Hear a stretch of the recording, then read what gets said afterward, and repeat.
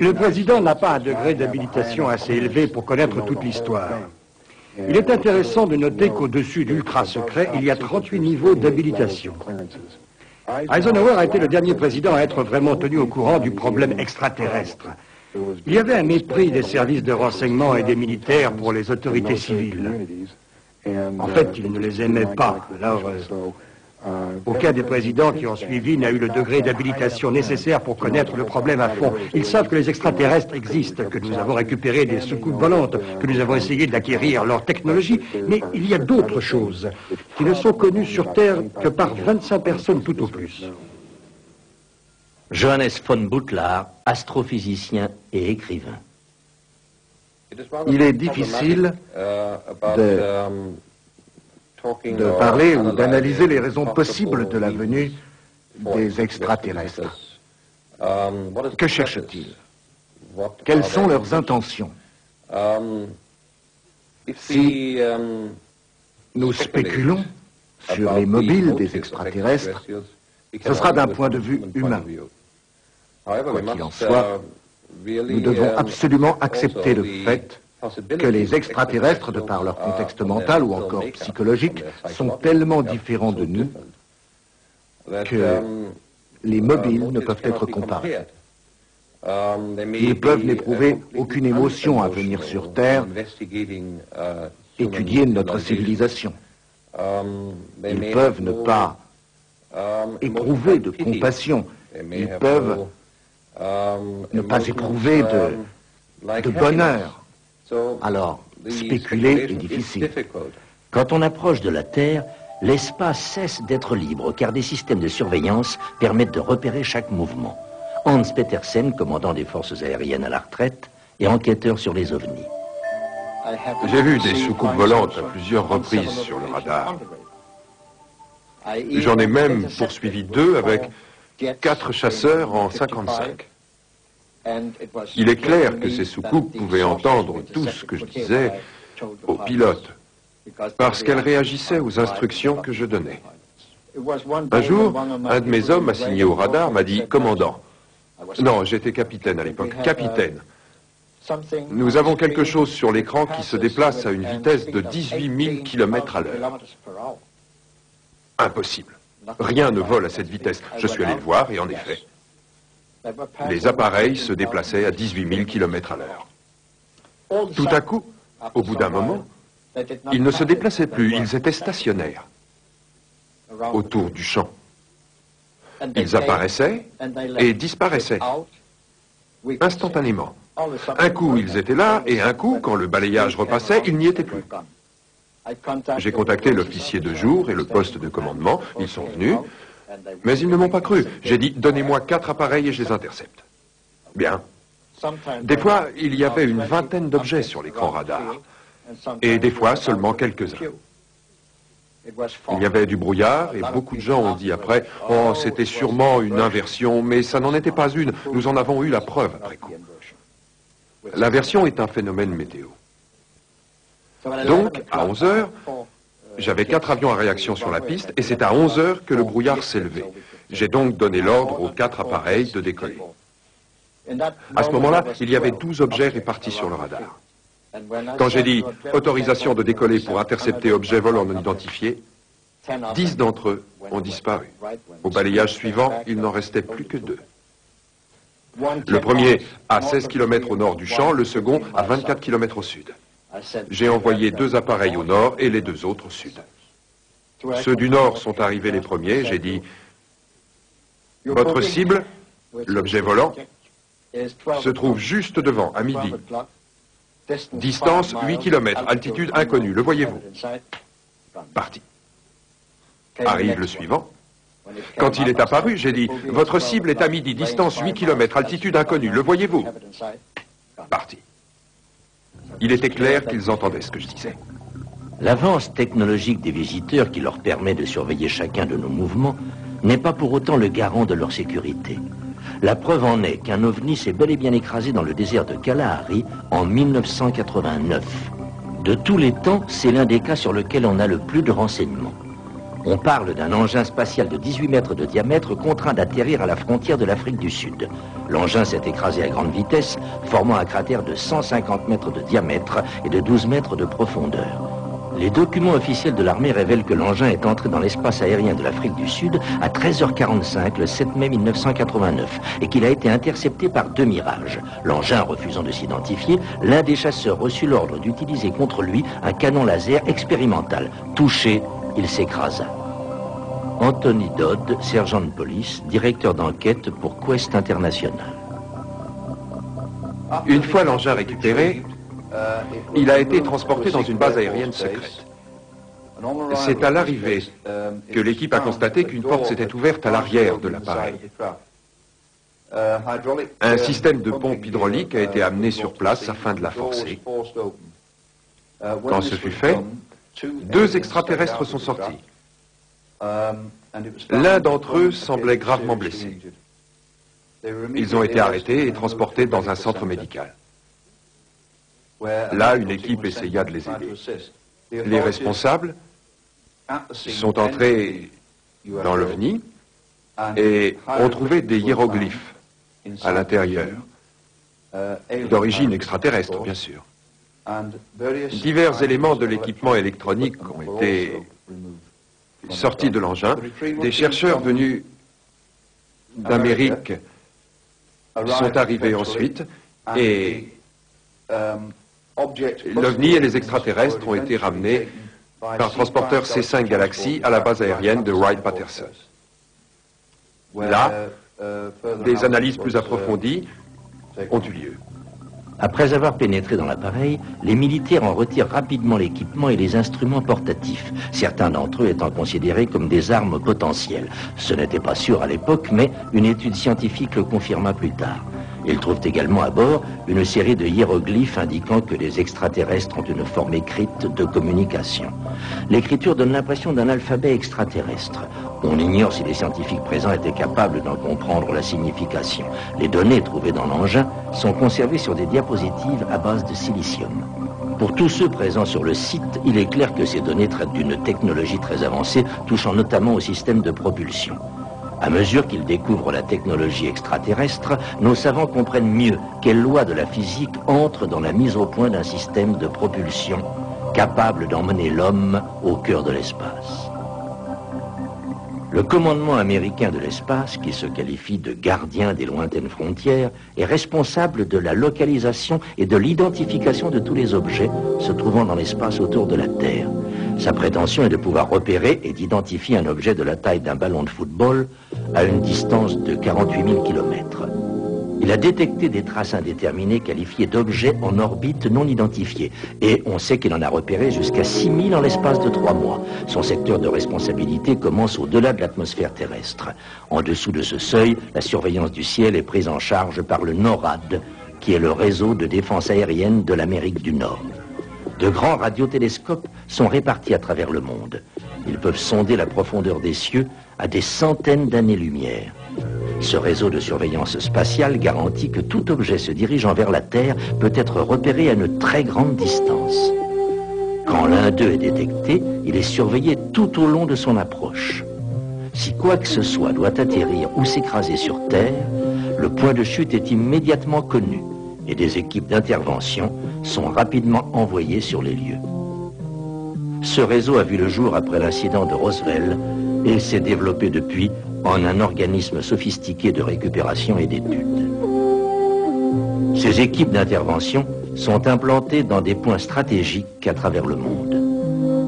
Une fois sur place, elles isolent le secteur et font en sorte que le public ne soit pas au courant des incidents délicats.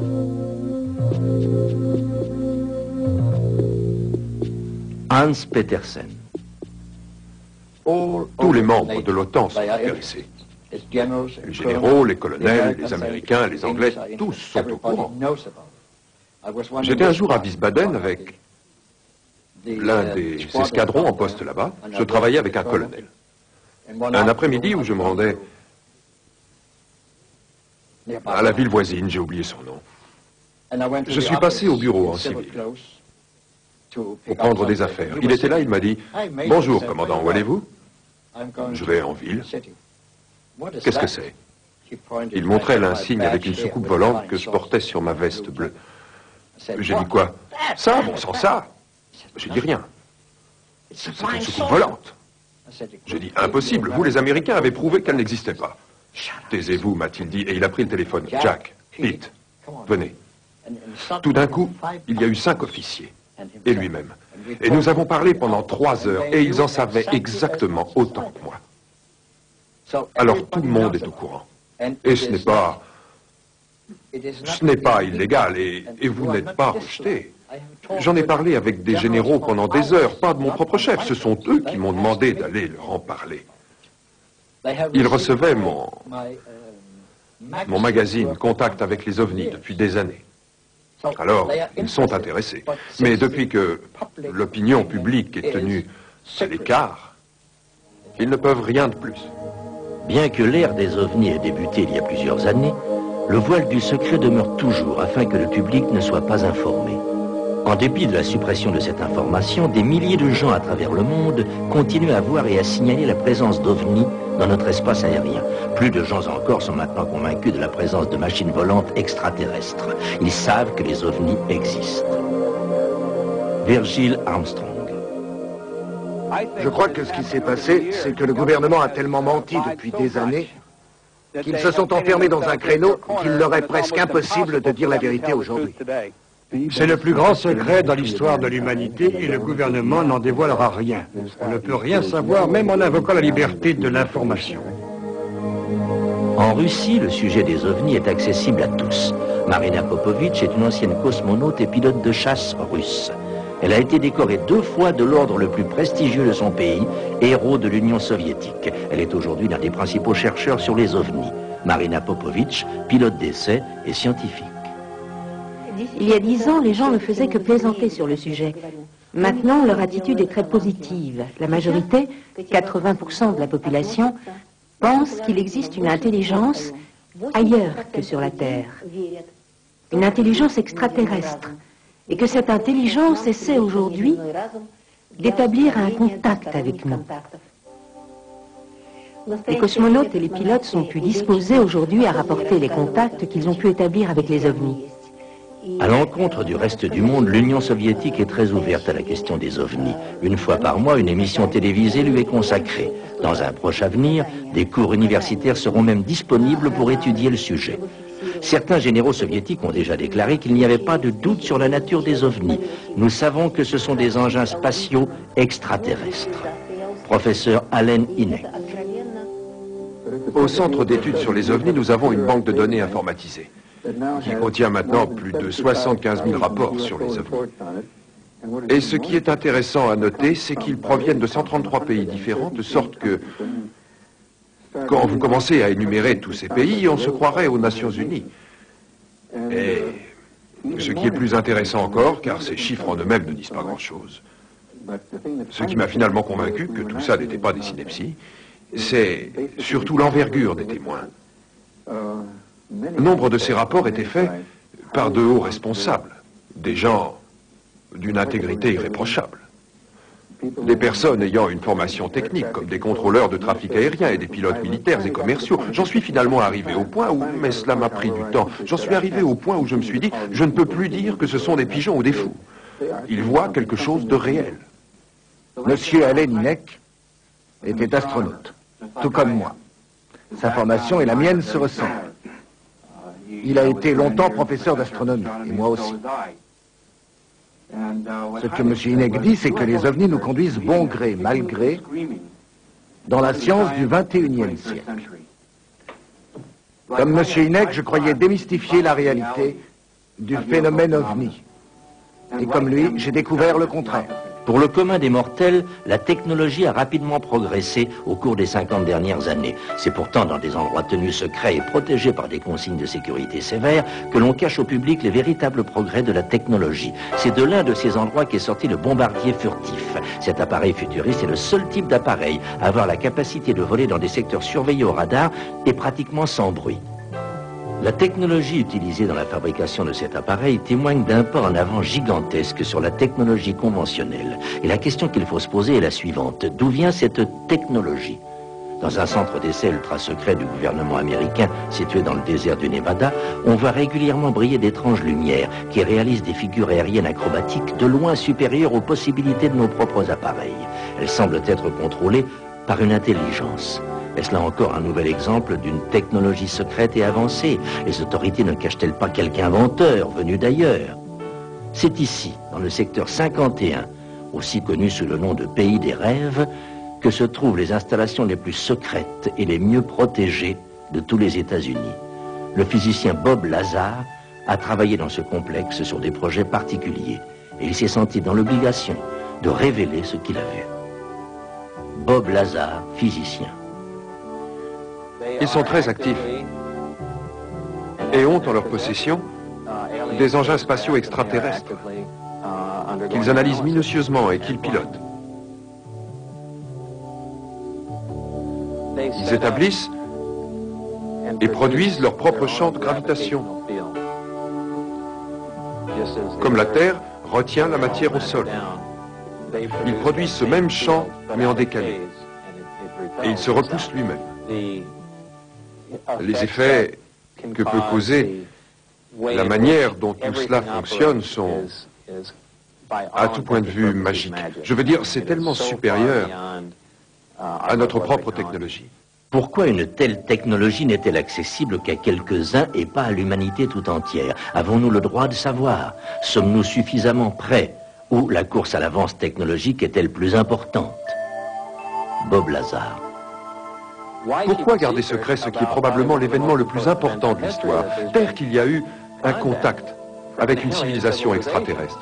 C'est un événement important dans l'histoire. Plus important que tout. Étant donné les distances gigantesques entrant en ligne de compte, voyager vers les étoiles semble impossible. Mais grâce aux efforts et aux ressources de l'homme, ces problèmes seront surmontés comme ils l'ont toujours été dans le passé. Les scientifiques estiment qu'il se produira dans un proche avenir une percée dans le domaine du voyage dans l'espace. Quand les limites de la distance seront franchies, la Terre deviendra notre foyer, l'univers notre monde. Johannes von Butler. D'un point de vue physique, il y a plusieurs modèles possibles aujourd'hui qui peuvent permettre des raccourcis dans le continuum espace-temps. L'un de ces raccourcis passe peut-être par les trous noirs. Les trous noirs sont ce qui reste de très grosses étoiles.